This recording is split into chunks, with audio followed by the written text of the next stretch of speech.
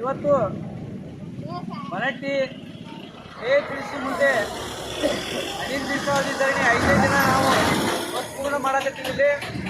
ನೇಕಾರರು ನಿವೇಶನ ಬೇಕು, ಆಮೇಲೆ ಸಿಟಿಯ ಸುತ್ತಾರಗಳು ಬೇಕಂತೇಳಿ ಹೋರಾಟವನ್ನು ಮಾಡಕತ್ತೀವಿ. ಇಲ್ಲೇ ನಮ್ಮ ಸ್ಥಳೀಯ ಶಾಸಕರಾದಂಥ ಇನ್ನೂವರೆಗೂ ಕೂಡ ಅವ್ರ ಮನೆ ಬಾಜುಕಡೆ ಇಲ್ಲೇ ನಾವು ಹೋರಾಟ ಮಾಡಕತ್ತೀವಿ.